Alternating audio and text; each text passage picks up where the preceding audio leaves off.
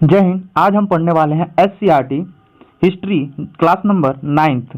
Class 6 से लेकर class 8 तक हमने बहुत ही अच्छे से पिछली वीडियो में बता रखा है।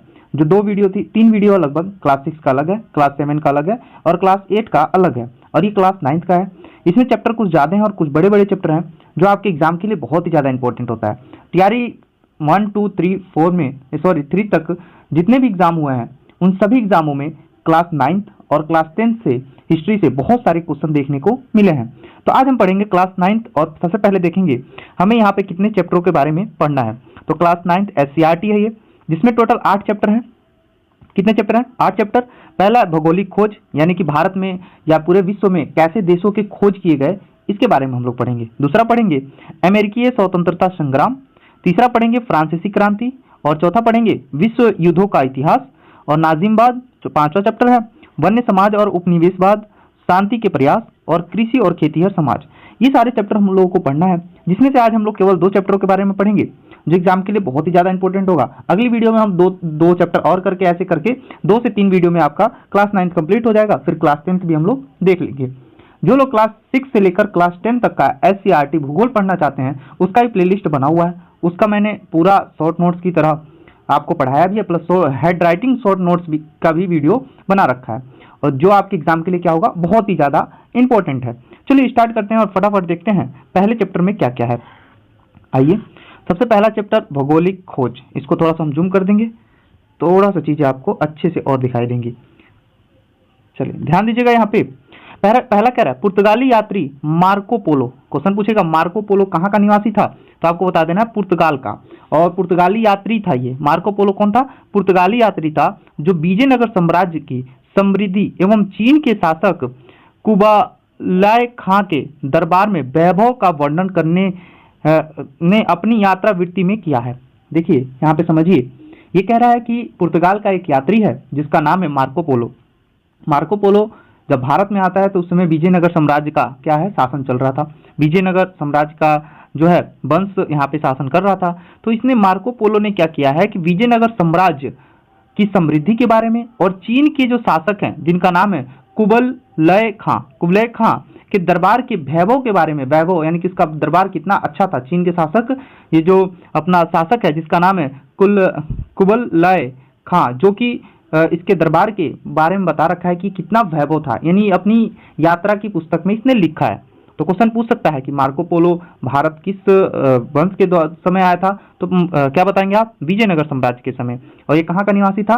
तो पुर्तगाल का निवासी था। आगे ध्यान देंगे, मध्यकालीन लोगों को विश्वास था कि पृथ्वी चपटी है। मध्यकालीन के लोग विश्वास करते थे कि पृथ्वी क्या है, चपटी है, एवं समुद्र में अधिकतम दूरी पर जाने पर पृथ्वी के किनारों से गिरकर अनंत में विलीन हो जाने का भय बना रहता था।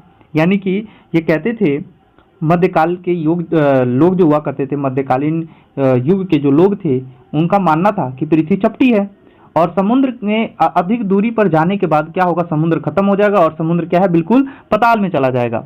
ये चीजें वो लोग अवधारणा बना रखे थे। समुद्री यात्री अत्यधिक कष्टपूर्वक और असाध्य थी। यानी कि समुद्री यात्रा जो था ये बहुत ही ज़्यादा कठिन और मुश्किल था। जहाज छोटे और असुरक्षित थे, यानी जहाज उस समय छोटे हुआ करते थे और वो सुरक्षा से लैस नहीं थे, तथा गति एवं सुरक्षा के लिए हवा पर निर्भर रहना पड़ता था। यानी गति भी, अगर हमें जहाज की स्पीड भी देखनी है तो हवा पे ही निर्भर रहता था।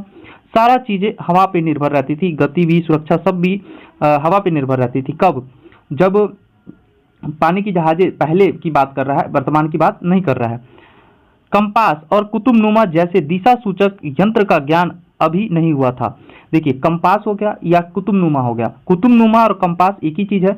ये समुद्र में चाहे कहीं भी दिशा बताने का काम करता है, ठीक है, जिसे कंपास सुई कहते हैं ना, दिशा बताने का काम करता है, क्योंकि ये सुई हमेशा उत्तर और दक्षिण की दिशा में ही रहती है। कहीं भी घुमाएंगे आप, जहां उत्तर दक्षिण होगा दिशा, उस साइड ये घूम जाएंगी। तो आपको याद रखना होगा, कंपास और कुतुबनुमा से दिशा का ज्ञान होता था। ये एग्जाम में क्वेश्चन पूछा है कि बताइए किस चीज से दिशा का ज्ञान होता था, तो भैया जो है कुतुबनुमा और कंपास। तो उस समय ये यंत्र अभी तक नहीं बने हुए थे। अब क्या हुआ, अत्यंत दिग्भ्रमित होकर समुद्र में भटक जाने का भी भय था। यानी कि दिग्भ्रमित हो गया, यानी कि बातें बड़ी बड़ी होने लगी कि जो समुद्र में जाएगा वो भटक जाएगा, वापस नहीं आ पाएगा।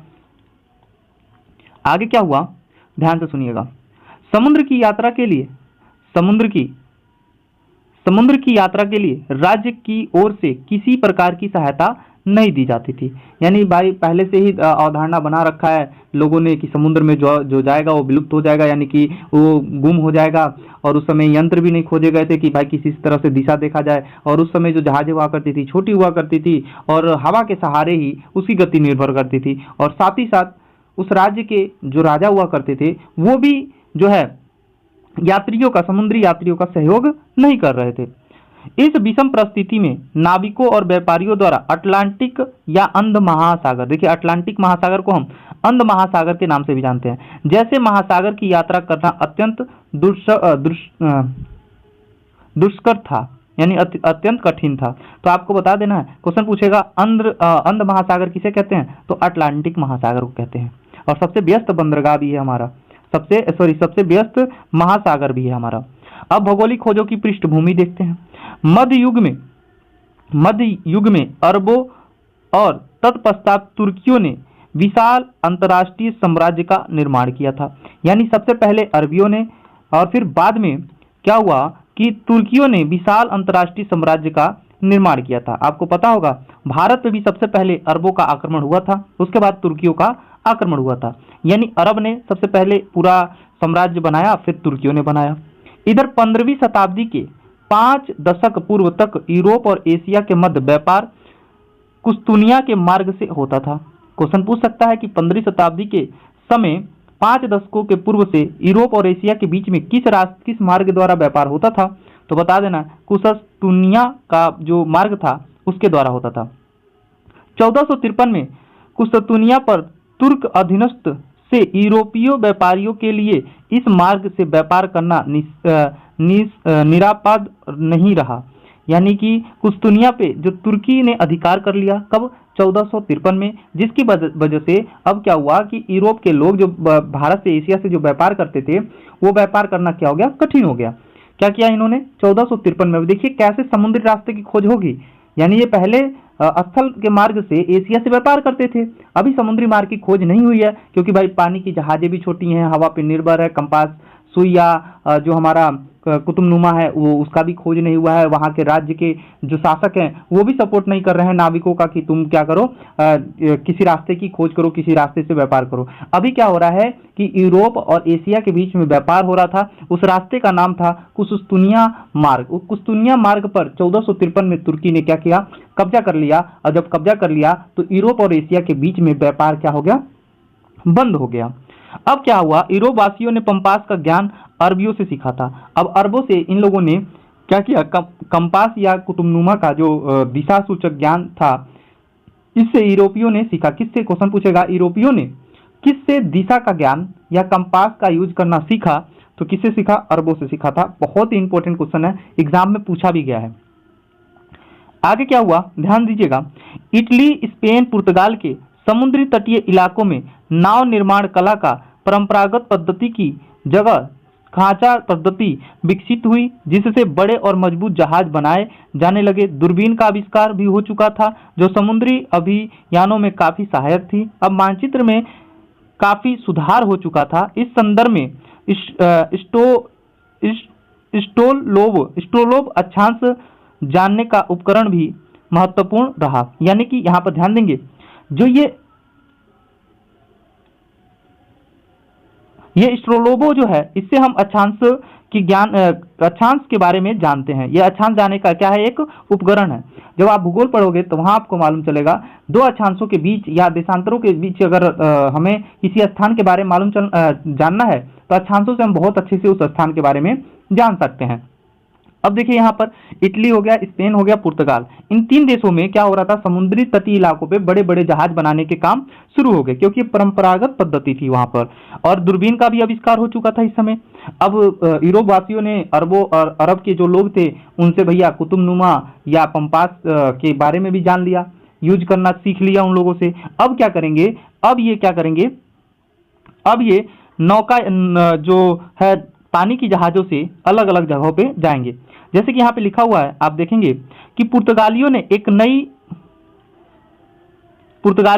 एक नई किस्म की हल्के और तेज चालन में चलने वाली जहाज केरावल बनाया। क्वेश्चन पूछेगा पुर्तगालियों ने कौन सी जहाज बनाया जो तेज चलती थी, तो केरावल को बनाया था। केरावल एक पानी का जहाज था जो पुर्तगालियों ने बनाया था। बहुत ही इंपॉर्टेंट क्वेश्चन है, मार्क कर सकते हैं आप। केरावल क्वेश्चन पूछेगा केरावल क्या है, तो आपको बता देना एक पानी की जहाज है। ये किसने बनाया था, तो पुर्तगालियों ने बनाया था। केरावल जो जहाज थी ये हल्का था और तेज चलने वाला क्या था, पानी का जहाज था। इस नए उपकरण एवं साहस के बल पर यूरोपीय नाविकों ने अटलांटिक एवं भूमध्य सागर में अपने जहाज उतारे। इस क्रम में क्या हुआ कि भैया 1488 में पुर्तगाली व्यापारी बार्थोलोम्यू डियाज अफ्रीका के पश्चिमी तट से होते हुए दक्षिण अफ्रीका के दक्षिणी बिंदु, जिसका बिंदु उत्तम आशा अंतरिप, जिसे इंग्लिश में कहते हैं केप ऑफ गुड होप तक पहुंचा था। यानी कि आप देख सकते हैं कि जो सबसे पहले पुर्तगाल से एक व्यक्ति निकला जिसका नाम था बार्थोलोम्यू डियाज, जो अफ्रीका महाद्वीप के पश्चिम से होते हुए उसके दक्षिणी तट पर पहुंच गया। उसके दक्षिणी तट पर आप विश्व का मैप जब देखेंगे तो वहां पर आपको चीजें बहुत अच्छे समझ में आएंगी। बस यहाँ पे विश्व का मैप नहीं है कि मैं आपको बता सकूं। तो क्या हुआ कि इन लोगों ने, पुर्तगालियों ने एक हल्का जहाज बनाया। उस जहाज का क्या नाम था, केरावल था।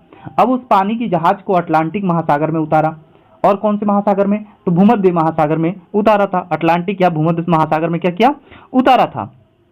उतारने के बाद अब क्या हुआ कि 1488 में सबसे पहले पुर्तगाल का एक व्यापारी था जिसका नाम था Bartholomew Diaz. Bartholomew Diaz Africa के पश्चिमी तट से होते हुए अफ्रीका के दक्षिणी अफ्रीका बिंदु पर पहुंचा, जिसका नाम था, वहां पे जो दक्षिणी बिंदु पहुंचा उसको बोलते थे उत्तम आशा अंतरिक्ष, जिसको इंग्लिश में बोलते हैं केप ऑफ गुड होप तक पहुंचा था। और इसी रास्ते से जो है वास्को डी गामा भारत पहुंचेगा। अब क्या हुआ 1492 में, 1488 की बात है, 1492 में क्रिस्टोफर कोलंबस द्वारा अमेरिका की खोज की गई। देखिए कोलंबस भी स्पेन से निकला था, स्पेन भी यूरोप महाद्वीप में पड़ता है। क्वेश्चन पूछेगा कोलंबस कहाँ का रहने वाला था, तो स्पेन का रहने वाला था। और स्पेन से ये निकलता है कोलंबस, ये भारत की तलाश में, समुद्री मार्ग की तलाश में, और ये पश्चिम की तरफ सफर करते हुए अमेरिका पहुंच जाता है। तो क्वेश्चन पूछता है अमेरिका की खोज किसने की थी, कोलंबस ने किया था। कब, 1492 ईस्वी में। अब क्या हुआ 1498 ईस्वी में पुर्तगाल का एक साहसी नाविक वास्को डी गामा उत्तम आशा अंतरिप से होते हुए भारत के मालवार तट, केरल के कालीकट तक पहुंच गया। क्वेश्चन पूछेगा कि बताइए वास्को डी गामा भारत किस मार्ग से पहुंचा था, तो उत्तम आशा अंतरिप। और ये उस उत्तम आशा अंतरिप की खोज किसने की थी, तो बार्थोलोम्यू डियाज ने किया था। कब, 1488 में। क्योंकि भाई 1488 में ये जो स्पेन का एक नाविक था जिसका पुर्तगाल का एक नाविक था जिसका नाम था बार्थोलोम्यू डियाज, जो पश्चिम में अफ्रीका के पश्चिम की तरफ जाते सफर करते हुए, पश्चिमी तट के सफर करते हुए दक्षिणी अफ्रीका के बिंदु पर पहुंचा था। और उसे हम केप ऑफ गुड होप के नाम से जानते थे, जिसे हम बोलते थे उत्तम आशा अंतरिप। और इसी रास्ते से वास्को डी गामा केरल के कालीकट बंदरगाह पर पहुंचा था। केरल के कालीकट, केरल के जो केरल का तट है उसको मालवार तट के नाम से हम लोग जानते हैं। कब, 1498 में। तो ये चीजें आपको याद रहेंगी, उम्मीद है। आगे बढ़ते हैं हम लोग। देखिए यहाँ पर यह है आपका दिशा सूचक यंत्र, जिसको हम कंपास या तो बोलते हैं क्या, कुतुबनुमा। और यह है तत्कालीन नाव जहाज जो उस समय नाव जहाज जो बनाया गया था, ये चीज है। अब यहाँ पर देखेंगे यहाँ का स्थानीय, कहाँ का, तो केरल का स्थानीय शासक था जेमोरिन द्वारा जो है वास्को डी गामा का स्वागत किया गया। ज्ञातव्य है कि वास्को डी गामा की सफलता के पीछे कुछ नवीन संसाधनों का भी योगदान था। भारत के एक व्यापारी अब्दुल माजिद, क्या नाम था, भारत का एक व्यापारी था जिसका नाम था अब्दुल माजिद की भेंट वास्को डी गामा से दक्षिण अफ्रीका में हुई थी। यानी कि जब दक्षिण अफ्रीका जब ये पहुंचे थे वास्को डी गामा, दक्षिण अफ्रीका जब वास्को डी गामा पहुंचा था तो वहां पे एक व्यापारी से इसकी मुलाकात हुई जो भारत के थे, जिनका नाम था अब्दुल माजिद। क्या नाम था, अब्दुल माजिद। इसी की सहायता से उसे भारत आने का सीधा मार्ग मिल गया। इससे यूरोपियों के साहस में वृद्धि हुई। अब देखिए अब्दुल माजिद जो है कहाँ मिला था, दक्षिण अफ्रीका, जिसे हम आशा का अंतरिक्ष कह रहे थे, उत्तम आशा का अंतरिक्ष कह रहे थे ना, केप ऑफ गुड होप, जिसे बार्थोलोमेव डियाज ने ढूंढा था। वहां पर वास्को डी गामा से एक व्यक्ति मिलता है भारत का, जिसका नाम रहता है अब्दुल माजिद। अब्दुल माजिद के सहयोग से वास्को डी गामा भारत पहुंचा था, कालीकट बंदरगाह पर, जो कि केरल में स्थित है। और केरल के जो तट है उसे हम मालबार तट के नाम से जानते हैं। और वहां का राजा जो था जेमोरिन था, जो वास्को डी गामा का स्वागत किया था 1498 में। ये चीजें एकदम कहानी की तरह आपको याद रखना होगा। अब देखिए वास्को डी गामा द्वारा भारत में लाए गए वस्तुओं के 26 गुना मुनाफे पर यूरोपीय बाजार में बेचा गया। कहीं कहीं 60 गुना लिखा रहता है, कहीं कहीं 26 गुना। तो ये चीज देखेंगे, एनसीईआरटी जब पढ़ेंगे तो उसमें 60 गुना दिया हुआ है। तो 26 गुना मुनाफे जो कि वास्को डी गामा जो भारत से सामान ले गया, वो सामान जब ले गया तो यूरोप महाद्वीप में इसे जब बेचा तो इसको 26 गुना ज्यादा लाभ प्राप्त हुआ। अमेरिका अर्थात नई दुनिया की खोज यूरोपियों की एक नई उपलब्धि थी, जिसे 1492 में कोलंबस ने प्राप्त किया था। 1492 में कोलंबस जो है अमेरिका की खोज किया था, जिसे हम नई दुनिया के नाम से जानते थे। क्वेश्चन पूछेगा अमेरिका को हम किस नाम से जानते थे पहले, तो नई दुनिया के नाम से। और अमेरिका की खोज किसने की थी, तो कोलंबस ने। कब, 1492 में। ये चीजें आप नोट कर लेंगे। आगे ध्यान देंगे, यद्यपि कोलंबस ने अमेरिका को भारतीय उपमहाद्वीप का हिस्सा समझा और यहाँ के निवासियों को रेड इंडियन कहा। लो भैया, क्वेश्चन पूछेगा अमेरिका के लोगों को क्या कहा जाता है, तो रेड इंडियन कहा। किसने कहा था, तो कोलंबस जो था, जो कि स्पेन का निवासी था कोलंबस, तो उसने भैया अमेरिका के लोगों को क्या बोल दिया, रेड इंडियन। क्योंकि भैया ये था, कोलंबस ने कहा कि अमेरिका के जो भारतीय उपमहाद्वीप का हिस्सा समझा था, इसने भारतीय उपमहाद्वीप का क्या समझा, हिस्सा समझा, और वहां के लोगों को क्या बोल दिया, रेड इंडियन बोल दिया। क्या बोल दिया, रेड इंडियन। बाद में स्पेन के नाविक अमेरिंगू वेस्पुची ने नई दुनिया के विस्तार से ढूंढा और इसे एक महाद्वीप बताया।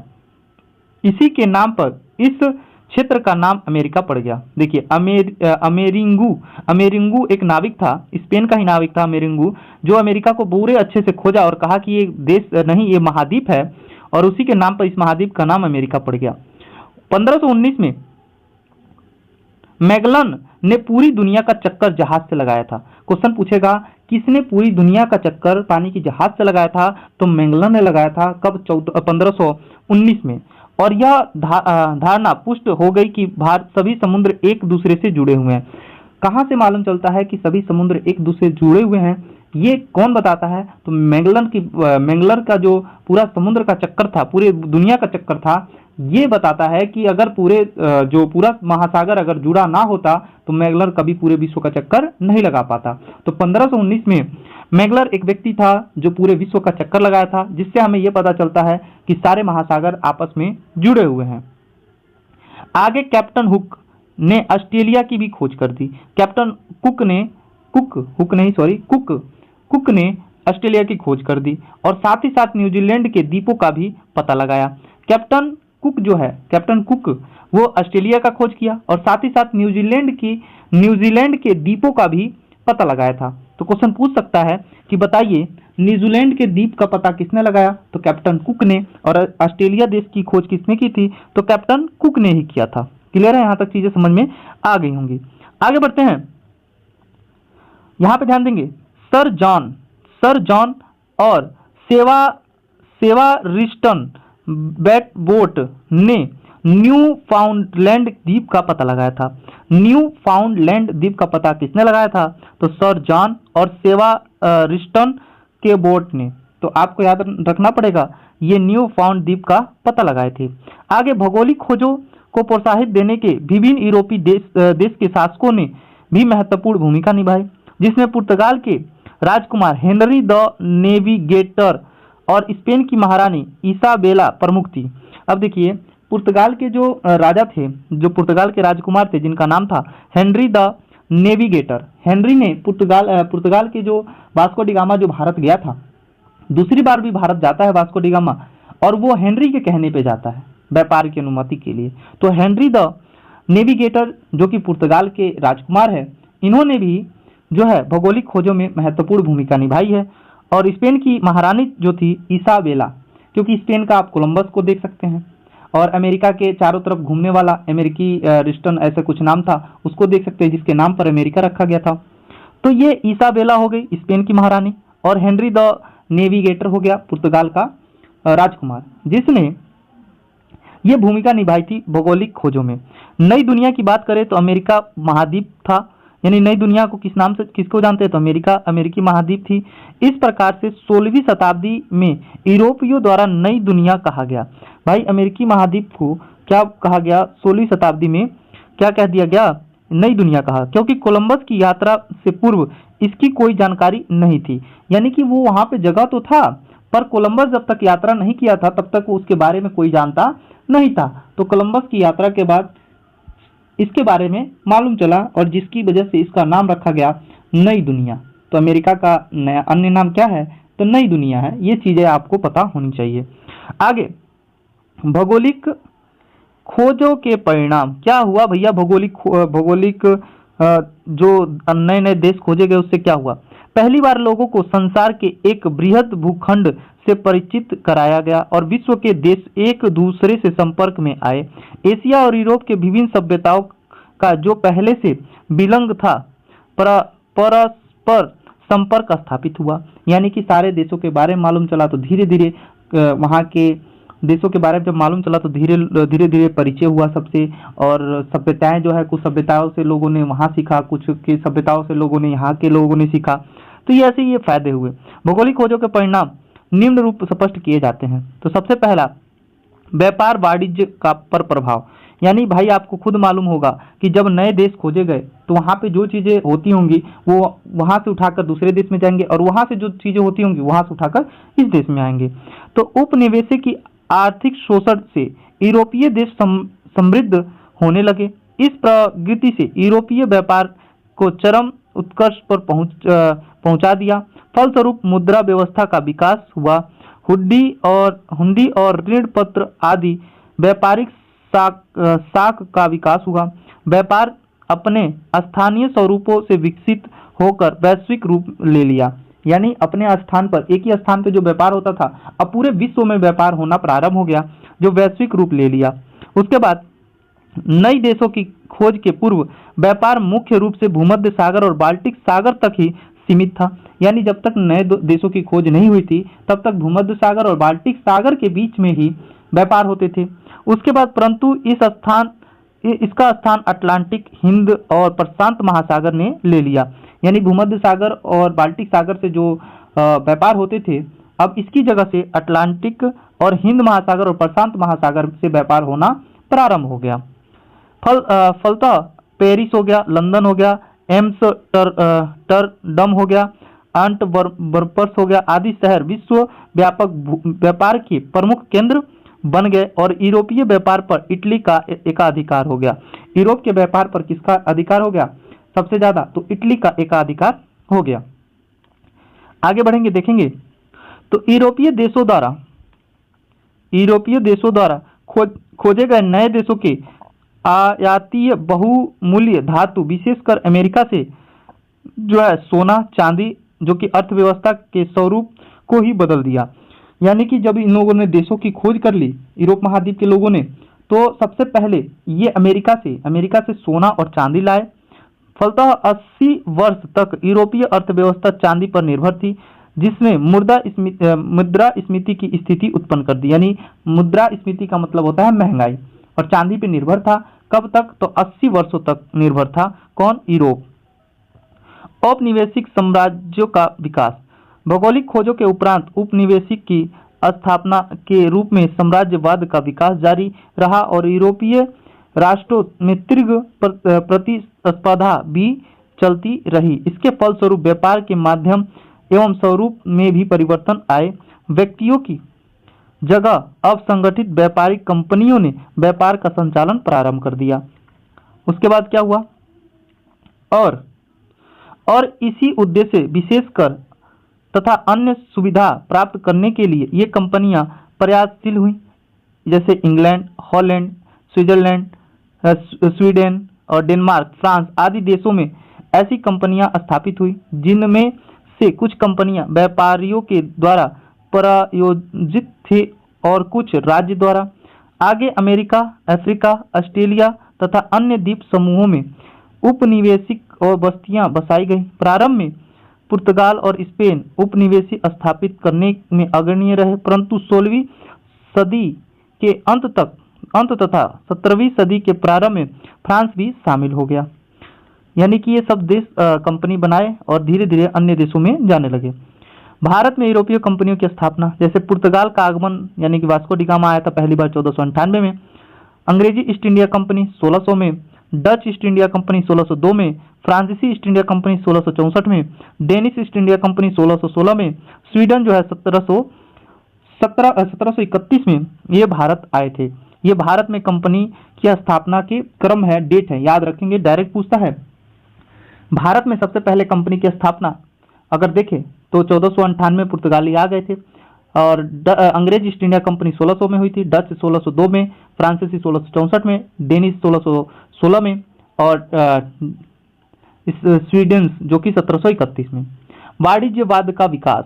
अब क्या हुआ, नए देशों की खोज और व्यापार के वैश्विक विस्तार के फलस्वरूप आधुनिक पूंजीवाद का जन्म हुआ। इस आर्थिक व्यवस्था में बुलियान की महत्ता बढ़ी और सोने की महत्ता में यूरोपीय देशों का ध्यान इस ओर आकर्षित किया गया और अंतर्राष्ट्रीय स्तर पर सोने और चांदी की लूट हुई। साथ ही साथ इसका भंडार भी किया जाने लगा। इस भंडारों की प्राप्ति में स्पेन अग्रणी था। यानी कि अब देखेंगे तो व्यापार की दृष्टि से लेकर यहाँ पर बदलाव होते जा रहे हैं। अब यहाँ पर देखिए, यहाँ पे कुछ भी आपको चीजें याद करने की जरूरत नहीं है। अब ईसाई धर्म पश्चिमी सभ्यता का प्रचार। अब इसी के दौरान जब भाई अन्य अन्य देशों की खोज हुई तो ईसाई धर्म के प्रचारक भी उन देशों में पहुंचे और अपने धर्म की प्रचार करने लगे। तो ईसाई धर्म के प्रचारों ने अफ्रीका, एशिया तथा अमेरिका के दूरगामी स्थलों पर जाकर अपने धर्म प्रचार किए, परंतु इसका नकारात्मक प्रभाव यह पड़ा कि इन क्षेत्रों में धन का लालच देकर और जबरन धर्मांतर और सांस्कृतिक अतिक्रमण किया गया और इसका विरोध भी हुआ। दूसरी तरफ धर्म के व्यापक प्रचार ने चर्च की प्रभु सत्ता को कम कर दिया। अब क्या हुआ, दास व्यापार का विकास। अब दासों व्यापार का विकास होने लगा। अब इसमें क्या हुआ, भौगोलिक खोजों के परिणाम स्वरूप विकसित हुए व्यापार वाणिज्य में मानव श्रम की महत्ता में दास व्यापार की प्रोत्साहन हुई। यानी कि अब देखिए व्यापार भी बढ़ रहा है दिन पे दिन, तो व्यापार जब बढ़ेगा तो लोगों को काम करने के लिए उस काम फैक्ट्री में चाहे कोई कारखाने में काम करने के लिए लोगों की जरूरत होगी। तो अब क्या हुआ कि अन्य अन्य देशों पे कब्जा करके, जो देश शक्तिशाली था उस देश पे कब्जा करके वहां के लोगों को दास बनाकर अपने यहाँ लाता था और काम करवाते थे। ऐसा सिस्टम चल चुका था। नए अवनिवेशित क्षेत्रों में अमेरिका, अफ्रीका और ऑस्ट्रेलिया के मूल निवासियों को पकड़कर उन्हें यूरोप के बाजार में बेचा जाना शुरू हुआ। आरंभ में गुलामों का व्यापार व्यक्तिगत स्तर पर भी था, किंतु 16वीं शताब्दी के अंत में उन्हें बाकायदा व्यापार का रूप धारण कर लिया और इस गुलामों से जंगल को कटवाने, खेती कराने, सड़क बनाने, जहाजों के ईंधन झोंकने आदि कठिन कार्य कराए जाते थे और इन पर अमानवीय बर्बरता अत्याचार किए जाते थे। तो आपको मालूम चल गया दासों का भी व्यापार होना प्रारंभ हो गया था। अंत्यों का अंत और भौगोलिक ज्ञान में वृद्धि। इस संदेश का स्पेन के सिक्के सामान्य और भी हैं और ये स्पष्ट होता है। बड़े हुए समुद्री गतिविधियों से समुद्र यात्रा में उपयोगी विभिन्न उपकरण यथा नक्शे, कंपास, नक्षत्र प्रणाली आदि के विकसित होने का अवसर प्रदान किया, जिससे संबंधित विद्वानों और पेशेवर वैज्ञानिकों के वर्ग का जन्म हुआ। कालांतर में इस वर्ग में पूर्ण जागरण में महत्वपूर्ण भूमिका अदा की। अन्य परिणाम की बात करें तो भौगोलिक खोजों में विभिन्न प्रकार के नवीन फसलों का अंतर महाद्वीपीय आदान प्रदान हुआ। कि अब क्या हुआ कि एक देश से कोई फसल दूसरे देश में चला गया, दूसरे देश की फसल दूसरे देश में आ गई। जैसे अगर हम बात करें यूरोप में कहवा, चाय, गन्ना, मक्का, आलू, तंबाकू, नील आदि नवीन वस्तुओं का प्रवेश हुआ और ये यूरोप के माध्यम से, अब देखिए यूरोप में कहवा, चाय, गन्ना, मक्का, आलू, तंबाकू, नील ये सब चीजें यूरोप के माध्यम से कहाँ पहुंच गया, ये चाय, कॉफी, तंबाकू, आलू जो कि भारत जैसे देशों में आगमन हुआ और भारतीय फसल जैसे आम और गन्ना आदि दूसरे क्षेत्रों में भी ये जाकर फैला। अन्य परिणाम की बात करें तो यूरोप विशेष करके इटली के नए नगरों का उद्भव हुआ, भूमध्य सागर के महत्व में वृद्धि हुई, पूंजीवाद और वाणिज्यवाद और साम्राज्यवाद का विकास हुआ और नौ सैनिक क्रियाकलापों में वृद्धि हुई थी। अब यहाँ पर आप देखेंगे चैप्टर वाइज क्वेश्चन भी ले रखा हमने, जिसमें देखेंगे वास्को डी गामा कहाँ का निवासी था, तो स्पेन का, पुर्तगाल का निवासी था। अब बताइए स्पेन का निवासी कौन था। अब यहाँ पे क्वेश्चन पूछेगा कि स्पेन का निवासी कौन था, तो कोलंबस था भैया, कोलंबस स्पेन का निवासी था। और एक और था अमेरिकीन एक व्यक्ति था, वो भी स्पेन का निवासी था। वही हम बात करें तो अमेरिका को किस नाम से जानते थे, नई दुनिया के नाम से जानते हैं, नई दुनिया के नाम से जानते हैं। और यहाँ पर जो लोग रहते थे तो उनको रेड इंडियन कहा जाता था। रेड इंडियन किसने कहा था, तो कोलंबस ने ही कहा था। किसने, कोलंबस ने ही कहा था। नेक्स्ट क्वेश्चन है, यहाँ पर ध्यान देंगे, यूरोप वासियों ने दिशा सूचक यंत्र का प्रयोग किससे सीखा था, तो मैंने पहले ही बताया था अरबों से सीखा था। और ये वेरी इंपॉर्टेंट क्वेश्चन है, आप नोट करके रख लीजिएगा। उत्तम आशा अंतरिक्ष जिसे केप ऑफ गुड होप के नाम से जानते हैं, इसकी खोज किसने की थी, तो इसकी खोज कब हुई थी, तो 1488 में हुआ था। कब, 1488 में। और किसने किया था, तो बार्थोलोमियो डियाज ने किया था। तो यहाँ पे डियाज, बार्थोलोमियो डियाज ने किया था। ठीक है, यहाँ पर गड़बड़ क्या हुआ है, अच्छा ये सन इधर आ गया, घबराना नहीं है। ठीक है, तो तीसरे नंबर का क्वेश्चन है, डियोजियो बार्थोलोमियो डियाज ने किया था, डियाज बार्थोलोमियो ने किया था। वही नेक्स्ट क्वेश्चन, अमेरिका खोज किस वर्ष हुई थी, तो 1492 में। किसने किया था, तो कोलंबस ने किया था, जो कहाँ का निवासी था, तो स्पेन का निवासी था। कहाँ का, स्पेन का निवासी था। और इसको क्या बोला, नई दुनिया बोला। क्या बोला, नई दुनिया। कुस्तुतुनिया का पतन किस वर्ष हुआ था, तो कब हुआ था, 1453 में हुआ था। और किसके तहत, तो तुर्की ने किया था। किसने किया था, कुस्तुतुनिया के पतन के बाद क्या हुआ, यूरोप और एशिया के बीच में व्यापार क्या हो गया, खत्म हो गया था। तो 1453 में, क्योंकि इसी रास्ते से यूरोप में व्यापार होता था, भारत और यूरोप के बीच में व्यापार होता था। नेक्स्ट क्वेश्चन है, विश्व का चक्कर किस यात्री ने सर्वप्रथम लगाया था, तो वो व्यक्ति था मैग्लनर। ये जो व्यक्ति था ये पूरे विश्व का चक्कर लगाया था। ये स्पेन का ही रहने वाला था। कहाँ का, स्पेन का निवासी था। अच्छा ये बताइए, आपने पढ़ा पुर्तगाल का जो राजा था जिसका नाम था, क्या नाम था, तो आप फटाफट कमेंट करके बताइए, इस पुर्तगाल का जो राजकुमार था उसका नाम क्या था।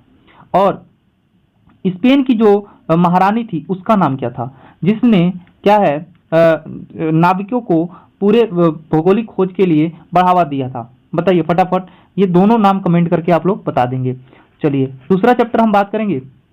दूसरे चैप्टर हम लोग पढ़ेंगे अमेरिकी स्वतंत्रता संग्राम के बारे में। चलिए जानते हैं। 1492 में कोलंबस ने अमेरिकी महाद्वीप की खोज की। पुनः अमेरिगो वेस्पुच्ची ने इस बृहद भूखंड के बारे में विस्तृत जानकारी दी। धीरे धीरे यूरोपीय देशों ने इस क्षेत्र में अपने उपनिवेश भी बसा लिए। यानी यूरोपीय देशों ने, जो यूरोप के जो देश थे वो धीरे धीरे इस अमेरिका पर क्या कर रहे थे, कब्जा कर रहे थे, जिसे हम क्षेत्रों पर जाकर कब्जा कर रहे थे। उत्तरी अमेरिका के मुख्य रूप से फ्रांस और इंग्लैंड ने अपना वर्चस्व स्थापित कर लिया। ये फ्रांस और इंग्लैंड जो है यूरोप महाद्वीप के देश हैं, और इन देशों ने उत्तरी अमेरिका पर क्या कर लिया, कब्जा कर लिया, फ्रांस और इंग्लैंड ने। लगभग उसी समय यूरोप में नए राजनीतिक विचारों का प्रतिपादन भी हो रहा था और व्यक्ति की स्वतंत्रता, निरंकुश सत्ता का विरोध और समानता और बद्धता जैसे विचार लोगों के बीच, विशेषकर प्रबुद्ध व्यक्तियों के बीच लोकप्रिय होते जा रहे थे। उसी समय फ्रांस में कारण क्या था, तो उपनिवेशियों ने राजनीतिक सत्ता पर अभाव।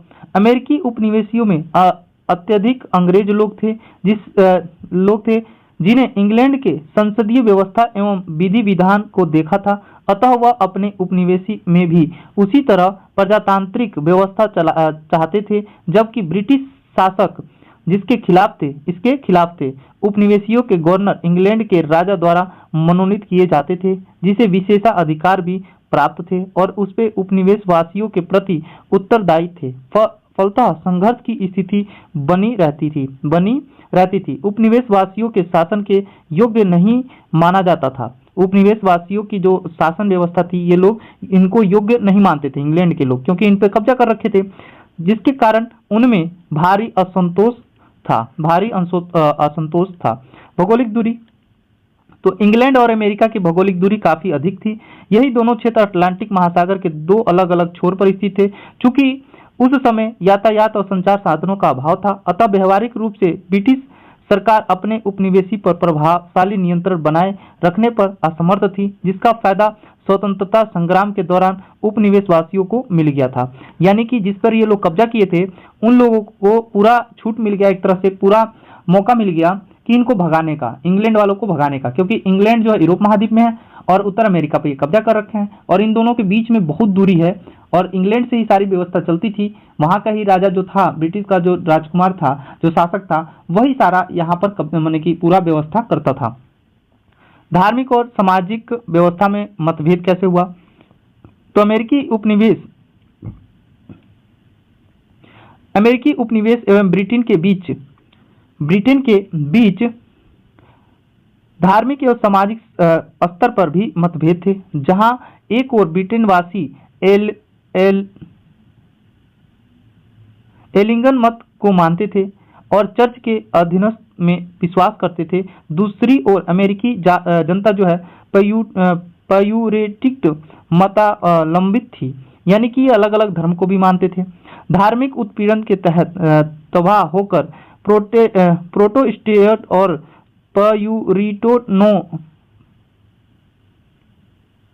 प्यूरिटनों ने इंग्लैंड छोड़कर अमेरिका में शरण ली। उसने प्रारंभ में ही जुझारूपन एवं स्वतंत्रता की भावना विद्यमान थे तथा सैनिक क्षमता का प्रदर्शन भी वे कई बार कर चुके थे। यही कारण है कि अमेरिकावासी अपने मातृ देश के साथ संबंध नहीं रखना चाहते थे। ब्रिटिश समाज सामंतवादी और कुलीन व्यवस्था पर आधारित थी। क्वेश्चन पूछेगा ब्रिटेन समाज किस पर आधारित थी? तो सामंतवादी और कुलीनवादी व्यवस्था पर आधारित थी, जबकि अमेरिकी समाज समानता मूलतः और प्रजातांत्रिक व्यवस्था पर आधारित थी। यानी कि अमेरिकी समाज जो है सामंता मूलक एवं प्रजातांत्रिक व्यवस्था पर आधारित थी। इस प्रकार अमेरिका में धार्मिक एवं सामाजिक समरसता विद्यमान थी, जिसमें स्वतंत्रता संग्राम के लिए एक मजबूत आधार प्रदान किया। सप्तवर्षीय युद्ध का प्रभाव। आप देखेंगे कि सप्तवर्षीय युद्ध इंग्लैंड और फ्रांस के बीच हुआ था, जिसे हम कर्नाटक युद्ध के नाम से भी जानते हैं। अब ये सप्तवर्षीय युद्ध हुआ था 1756 से लेकर 1763 के बीच में। इस युद्ध के पूर्व तक उपनिवेशवादी इंग्लैंड के घनिष्ठ रूप से जुड़े हुए थे, जबकि क्योंकि ये कनाडा में फ्रांसीसियों के विरुद्ध अकेले अपनी रक्षा करने में असमर्थ थे। लेकिन इस युद्ध में फ्रांस की पराजय के साथ यह भय समाप्त हो गया। अब उपनिवेशवासियों का एकमात्र लक्ष्य इंग्लैंड को बेदखल करना था। इस युद्ध पर टिप्पणी करते हुए प्रोफेसर पोलार्ड ने कहा कि फ्रांस की पराजय ने अमेरिकी वासियों की स्वतंत्रता की इच्छा को भड़का दिया है। यानी कि जब इंग्लैंड ने फ्रांस को हरा दिया, अब भाई फ्रांस भी कब्जा कर रखा था उत्तर अमेरिका पे। अब क्या किया इंग्लैंड ने, जो ब्रिटेन था, ब्रिटेन और इंग्लैंड एक ही है, तो अब क्या किया इंग्लैंड ने फ्रांस को हरा दिया। किस युद्ध में? तो कर्नाटक का तृतीय युद्ध था ये, जिसको हम सप्तवर्षीय युद्ध के नाम से जानते हैं। और इस युद्ध में हारने के बाद क्या हुआ कि अमेरिका के जो लोग थे उन लोगों ने कहा कि भैया फ्रांस को तो हरा दिया ब्रिटेन ने, अब क्या करेंगे हम लोग, अब इसको हरा देंगे और इसको अपने देश से भगा देंगे। तो ये शब्द किसने कहा? तो पोलार्ड एक व्यक्ति था। पोलार्ड एक व्यक्ति था जिसने कहा फ्रांस की पराजय ने अमेरिकी वासियों की स्वतंत्रता की इच्छा को क्या कर दिया? भड़काया है। आपत्तिजनक कर। सप्तवर्षीय युद्ध में इंग्लैंड की काफी क्षति हुई।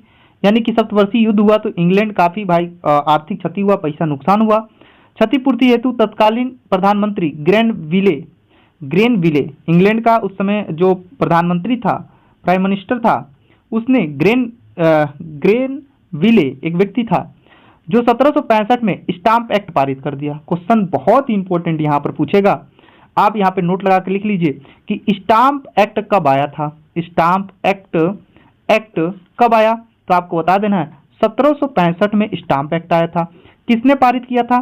तो भैया ब्रिटेन के प्रधानमंत्री थे जिनका नाम था ग्रेनविले। क्या नाम था? ग्रेनविले, जो स्टैम्प एक्ट लेकर आए थे 1765 में। अभी इस एक्ट के तहत क्या होता है आगे देखिए। इसके अनुसार सभी अदालती कागज, अखबारों आदि पर 20 सीलिंग का स्टैंप लगाना अनिवार्य था। कि यानी कि 20 सीलिंग का स्टैंप लगाना क्या था, अनिवार्य था।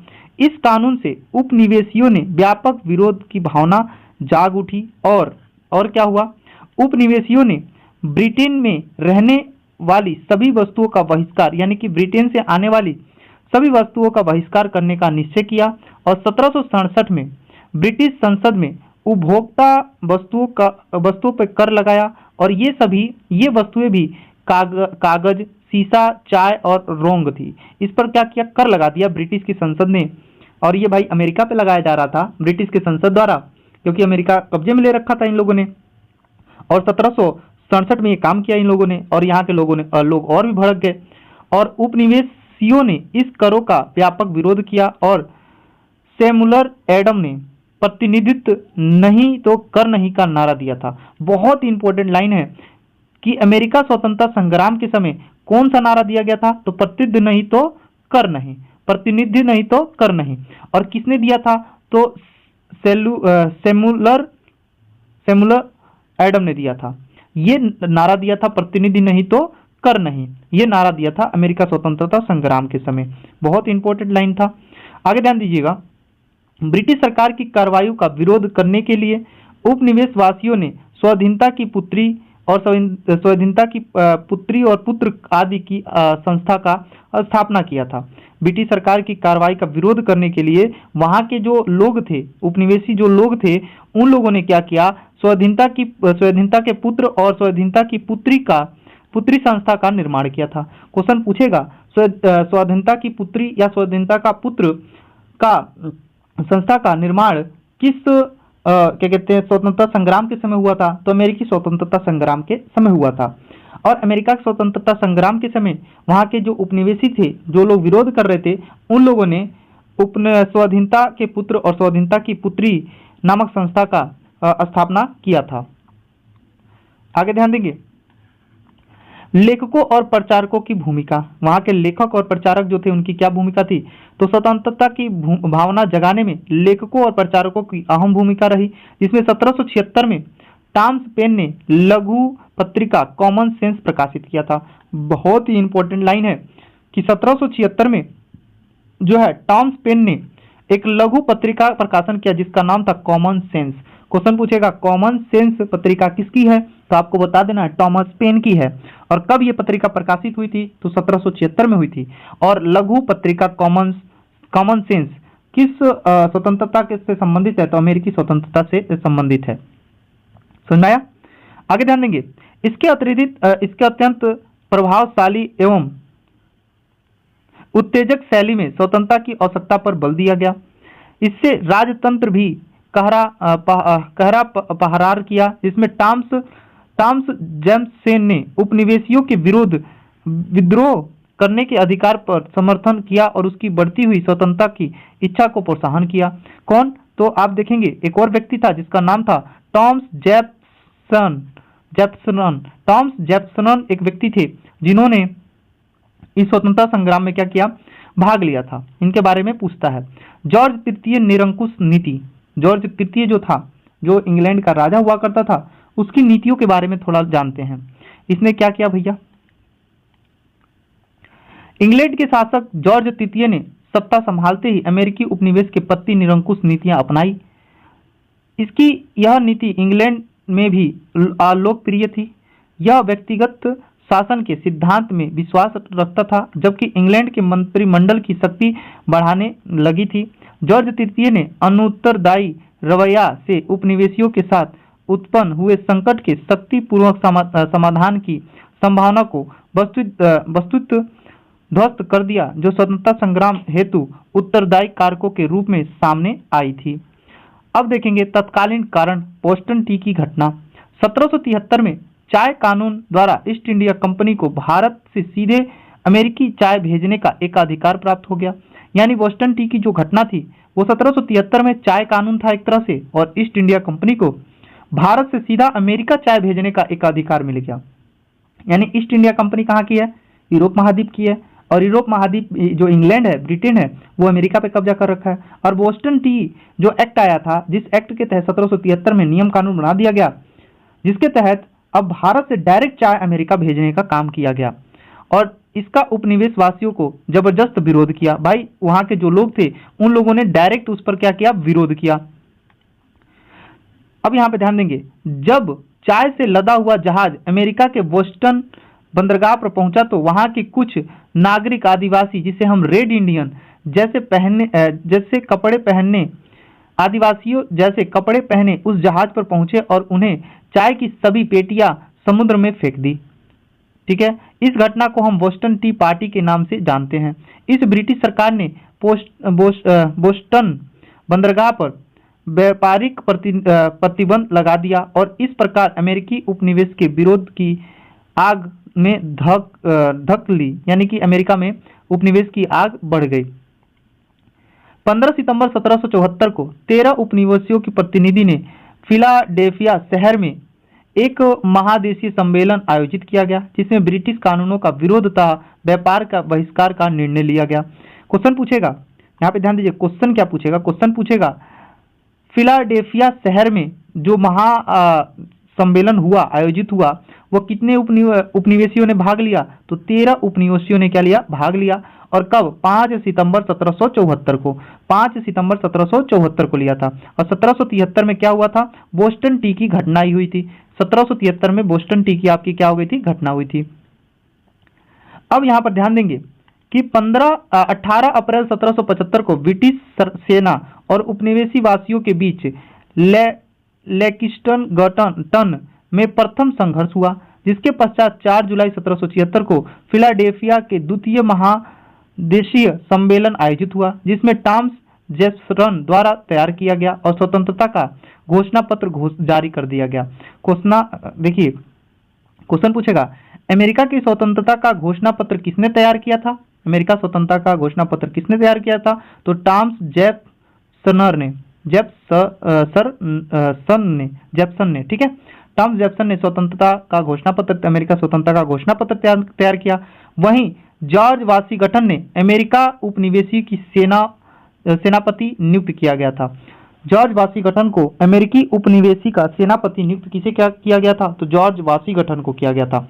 और 18 अप्रैल 1775 को ब्रिटिश सेना उपनिवेशी वासियों के बीच में जो है लेक्सिंगटन में पहला संघर्ष हुआ और 4 जुलाई 1776 को फिलाडेल्फिया में दूसरा महादेशक सम्मेलन हुआ था, जबकि पांचवा आपको पीछे मैंने बताया 1774 में हुआ था। इस प्रकार अमेरिका स्वतंत्रता संग्राम पूरी तरह आरंभ हो गया और 3 फरवरी 1783 को पेरिस की संधि हुई। पेरिस की संधि क्या हुई, समाप्त हुई थी। कब, 3 फरवरी 1783 को पेरिस की संधि द्वारा समाप्त किया गया। ये युद्ध जो आरंभ हुआ था, ये 1783 में जो है 3 फरवरी 1783 को पेरिस की संधि हुई और इस संधि के तहत अमेरिका को स्वतंत्र किया गया था। और 1787 में संविधान निर्माण हुआ, 1787 में संविधान निर्माण हुआ जो 1789 में लागू हुआ था। 1787 में जो है संविधान निर्माण किया गया अमेरिका का और 1789 में लागू किया गया और जॉर्ज वाशिंगटन को प्रथम राष्ट्रपति घोषित कर दिया गया। जॉर्ज वाशिंगटन अमेरिका का पहला राष्ट्रपति बन गया था और जॉर्ज वाशिंगटन अमेरिका उपनिवेशी की सेनापति का नेतृत्व कर रहा था, नियुक्ति किया था। परिणाम क्या हुआ, तो ध्यान दीजिए, अमेरिकी स्वतंत्रता संग्राम को विश्व इतिहास में एक विभाजन रेखा के रूप में देखा जाता है। इसके तत्कालीन और दीर्घकालिक परिणाम दोनों ही निर्णायक हैं। ब्रिटिश की एक कीमती उपनिवेशी हाथ से निकल गया और अटलांटिक महासागर के पार संयुक्त राज्य अमेरिका के रूप में एक शक्तिशाली राष्ट्र का उदय हुआ, जिसे पूरे विश्व को प्रभावित किया था। अमेरिकी स्वतंत्रता संग्राम इस तरह वाणिज्यवादी प्रतिबंधों के विरुद्ध एक विरोध था, जिसे एडम स्मिथ ने लेसेन फेयर यानी मुक्त व्यापार के सिद्धांत को मजबूत किया था। क्वेश्चन पूछेगा लेसेज फेयर जो है सिद्धांत किसका है, तो एडम स्मिथ का है, याद रहेगा। अब यहां पर देखेंगे आप लोग, ब्रिटेन की हार का दोष जॉर्ज तृतीय और उसके मंत्रियों के माथे ढका और फलतः क्या हुआ, तानाशाह बनने का जॉर्ज तृतीय का सपना चूर हो गया। लॉर्ड नॉर्थे का मंत्रिमंडल बर्खास्त तथा अधिकतम उत्तरदायी मंत्रिमंडल नियुक्त हुआ। इंग्लैंड में जल्द ही कई सुधार लागू हुए, जैसे आयरलैंड की संसद में लगभग स्वतंत्र स्थान प्राप्त हुआ 1782 में। कैथोलिक आयरिश लोगों को मताधिकार मिला 1793 में। आयरिश संसद वेस्टमिंस्टर संसद से जुड़ा तो 1800 में। कब? 1800 में। इस प्रकार समिति राजतंत्र और राजनीतिक स्वतंत्रता का वर्चस्व बढ़ा। अमेरिकी स्वतंत्रता संग्राम ने फ्रांस को भी प्रभावित किया। इस संग्राम के लाफायते के नेतृत्व में फ्रांसीसी सैनिकों ने भाग लिया था। अतः अब वे स्वदेश लौटे तो निरंकुश राज्य तंत्र के प्रति जनता को जागरूक करने का प्रयास किया। दूसरी ओर फ्रांसीसी अर्थव्यवस्था भी पूरी तरह से प्रभावित हुई। विश्व के प्रथम लिखित संविधान अमेरिका का जो 1789 में लागू किया गया, जिसमें महिलाओं की संपत्ति का अधिकार मिला और उत्तराधिकार कानून के न्याय व्यवस्था बनाया गया था। अमेरिका गणतंत्र बना। अमेरिका क्या बन गया? गणतंत्र बना। बाद में मोस्केयू ने शक्ति पृथक का सिद्धांत को मान्यता मिली। यानी शक्ति पृथक का सिद्धांत किसका था? तो मास्केट्यू का था, मांटेस्क्यू का था। शक्ति पृथक सिद्धांत किसका था? मांटेस्क्यू का था। वयस्क मताधिकार लागू नहीं हुआ और स्त्रियों को भी मताधिकार से वंचित रखा गया। देखिए, अमेरिका का संविधान बन चुका था उस समय और लागू भी हो गया, फिर भी स्त्रियों को मताधिकार देने का अधिकार नहीं था। का अधिकार संपत्ति को बनाया गया जो कि उचित नहीं था। इस प्रकार संयुक्त राज्य अमेरिका का गठन एक नए राज्य के रूप में हुआ, जिसमें पहली बार लिखित संविधान, शक्ति पृथक का सिद्धांत और धर्मनिरपेक्ष का सिद्धांत और व्यक्तिगत स्वतंत्रता का सिद्धांत और राजनीतिक व्यवस्था के मूल आधार बनाए गए। और इस सिद्धांत का प्रचार यूरोप में भी हुआ और फ्रांस की राज्य क्रांति 1789 में इसी सिद्धांतों को मार्गदर्शन सिद्धांत के रूप में समस्त विश्व के लिए स्थापित किया गया। इंग्लैंड की असफलता के कारण कैसे इंग्लैंड हार गया? तो अमेरिकी उपनिवेश अटलांटिक महासागर के परे 300 मील की दूरी पर स्थित था। वहां समय से रसद पहुंचाने में कठिनाई होती थी। सेना भी और खाने पीने का सामान पहुंचाने में कठिनाई होती थी। दूसरी ओर अमेरिका की भौगोलिक स्थिति से भी अंग्रेजी सेना परिचित नहीं थी। अमेरिका की शक्ति के नजरअंदाज किया गया और अधिकांश अग्रणी इसे गृह युद्ध ही समझते थे। यानी कि ज्यादा करके लोग इन्होंने गृह युद्ध समझा, इसी की वजह से इंग्लैंड को हारना पड़ा। उपनिवेशी वासियों में एकता और उत्साह था। वे स्वतंत्रता के लिए कुछ भी करने को तैयार थे। ब्रिटिश सेनापति के कुछ संवैधानिक भूल थी। ब्रिटिश राजनेता के बीच गंभीर मतभेद थे। जॉर्ज तृतीय हठी धर्मित्व की नीति के कारण योग्य और अनुभवी नेता सरकार से अलग रहे। ब्रिटेन विदेशी सहायता से वंचित रहा, जबकि अमेरिका उपनिवेशी को विदेशी सहायता प्राप्त हुए। विशेष करके फ्रांस उपनिवेशी को जन से काफी मदद पहुंची। यानी कि फ्रांस ने अमेरिका के स्वतंत्रता में पूरा जान लगा दिया था। और जैसे ही अमेरिका स्वतंत्र हुआ तो वहां के लोगों ने, फ्रांस के लोगों ने भी सोचा कि फ्रांस का राजा भी तो निरंकुश है, अब यहाँ पे अपने राजा के विरुद्ध इन्होंने भी आंदोलन करना और विरोध करना प्रारंभ कर दिया। इसके बाद अगला चैप्टर ही आपका है फ्रांसीसी क्रांति। अमेरिका के जॉर्ज वाशिंगटन जैसे सुयोग्य नेता मिल गया, जिसे बड़े धैर्य, साहस एवं कुशलता के साथ अंग्रेजी सेना को पराजित किया था। ठीक है, अब यहाँ पर क्वेश्चन है, कुछ देखते हैं फटाफट। अमेरिका की राजधानी कहाँ है? तो वाशिंगटन में है। कहाँ है? वाशिंगटन में। ये बड़ा इंपॉर्टेंट है कि कॉमन सेशन पुस्तक किसकी है, रचना किसकी है? तो मैं आपको बता दूं, टॉमस पेन की जो है ये रचना है। स्टाम्प एक्ट कब पारित हुआ था? तो 1765 में स्टाम्प एक्ट पारित हुआ था। किसने ये एक्ट पारित किया था? क्वेश्चन है, स्टाम्प एक्ट किसने पारित किया था 1765 में? फटाफट कमेंट करके बताएंगे। अमेरिकी स्वतंत्रता संग्राम में अंग्रेजों का सेनापति कौन था? तो कॉर्नवालिस था। अमेरिका का जो स्वतंत्रता संग्राम था, अमेरिका का जो सेनापति था कॉर्नवालिस नहीं, वाशिंगटन था। कौन था? वाशिंगटन। यहाँ पे गलत है, कौन था? वाशिंगटन था। अंग्रेजों का जो है सेनापति कौन था? ओहो, यहाँ पे सॉरी यहाँ पे देखिए क्वेश्चन क्या कह रहा है, अमेरिकी स्वतंत्रता संग्राम के समय अंग्रेजों का सेनापति कॉर्नवालिस था। ये सही है, बट अगर पूछता अमेरिकी का सेनापति कौन था तो वाशिंगटन था। कौन था? वाशिंगटन। तो अंग्रेजों का पूछा है तो कौन था? कॉर्नवालिस था। बिल्कुल सही है। अमेरिकी संविधान कब लागू हुआ? तो 1789 में। 1787 में बनकर तैयार हुआ, 1789 में लागू हुआ। क्लियर है ना। विश्व में प्रथम लिखित संविधान किस देश का है? तो अमेरिका का है, आपको पता होगा अमेरिका का है। किस संधि के द्वारा अमेरिका की स्वतंत्रता संग्राम स्वतंत्रता मिली थी? तो पेरिस की संधि। कब हुई थी? तो आपको बता देना है कब हुई थी, कमेंट करके बताइए। तो हाँ, आप सभी लोग कमेंट करके बताएंगे अमेरिका की जो है पेरिस की संधि कब हुई थी। एक तो पेरिस की संधि हमारे भारत में भी हुआ था, फ्रांस और क्या कहते हैं, फ्रांस और इंग्लैंड के बीच। चलिए नेक्स्ट क्वेश्चन है, कहाँ से क्वेश्चन है भाई, हाँ अमेरिका की संधि जो है हमने यहाँ पे देख लिया। अब देखेंगे यहाँ पर अमेरिका की स्वतंत्रता में अमेरिका का सेनापति कौन था? तो वाशिंगटन था, अभी हमने बताया था। अमेरिका के प्रथम राष्ट्रपति जॉर्ज वाशिंगटन को बनाया गया था, और जॉर्ज वाशिंगटन भाई सेनापति था वहाँ का। सप्तवर्षीय युद्ध में किन दो देशों के बीच हुआ था? तो ब्रिटिश और फ्रांस के बीच हुआ था, और इसी युद्ध के बाद जो है 1783 में क्या हुआ था? पेरिस की संधि हुई थी, पेरिस की संधि हुई थी। तीसरा चैप्टर हम नेक्स्ट वीडियो में पढ़ेंगे, फ्रांस की क्रांति। क्लियर है। तो अगले वाले चैप्टर में हम लोग पढ़ेंगे फ्रांस की क्रांति, जो कि बहुत ही इंपॉर्टेंट चैप्टर है, आपको याद रखना होगा। मैंने यहाँ पर जितने भी पॉइंट आपको बताया, एक बार की पॉइंट को हम फटाफट रिवीजन करेंगे, एक बार फटाफट रिवीजन करेंगे, आप लोग ध्यान देंगे। देखिए इन की पॉइंट को आप लोग याद कर लेंगे। यहाँ पर ध्यान दीजिएगा, ये जो 3 की पॉइंट हैं, ये जो 3 की पॉइंट है, इसको आप याद कर लेंगे। आगे मैं और बता देना चाहूँगा आप लोगों को क्या क्या याद रखना है। अब यहाँ पर आपको ये याद रखना है एक चीज़, और ये भी याद रखना है कब बना संविधान और कब लागू हुआ, राष्ट्रपति किसको बनाया गया, ये चीज़ याद रखना है। उसके बाद और भी चीज़ें, जैसे फिलाडेल्फिया के जो दूसरा सम्मेलन हुआ कब हुआ था, ये दूसरा सम्मेलन, और भाई किस जब पहला युद्ध हुआ था वो कब हुआ था, ये याद रखना आपको। और उस समय अमेरिका उपनिवेशी का सेनापति कौन था? तो वाशिंगटन। और ये रखना है स्वतंत्रता का घोषणा पत्र किसने तैयार किया था, ये चीज़ याद रखना है, ये नाम टॉमस जेफरसन ने याद रखना है। ठीक है। 5 सितंबर 1774 को 13 उपनिवेशियों ने फिलाडेल्फिया शहर में सम्मेलन किया, ये भी आपको याद रखना है, बहुत ही इंपॉर्टेंट है।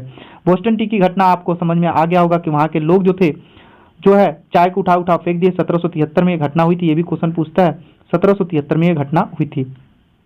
ठीक है, ये सारी चीजें आपको याद रखना है। इसके बाद 1776 में एक पुस्तक आती है जिसका कॉमन सेंस है, किसने लिखा है? टॉमस पेन ने, ये भी आपके लिए इंपॉर्टेंट है।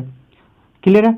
उसके बाद एक नारा भी था, आप लोग देखेंगे तो सेमुलर एडम के एक नारा था, क्या प्रतिनिधि नहीं तो कर नहीं, ये भी बहुत ही ज़्यादा इंपॉर्टेंट है, आपको याद रखना है। और इस समय इन्होंने उपनिवेश ने क्या बनाया? स्वाधीनता के पुत्र और पुत्रियों का निर्माण किया था, संस्था का निर्माण किया था, ये भी आप लोग याद रखेंगे।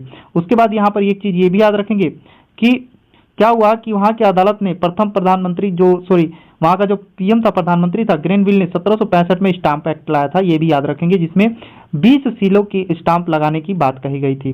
ठीक है, ये भी याद रखेंगे। अमेरिका फ्रांस के पराजय में अमेरिकी वासियों को स्वतंत्रता का इच्छा को बढ़ा दिया है, तो लॉर्ड ने कहा था, ये पॉइंट याद रखेंगे। 1756 और 73 के बीच में भैया इंग्लैंड सप्तवर्षीय युद्ध हुआ, और यहीं पर क्या हुआ था, 83 के आसपास क्या हुआ था कि अमेरिका स्वतंत्रता संग्राम के समय पेरिस की संधि हुई थी, ये चीज़ आपको याद रखना है।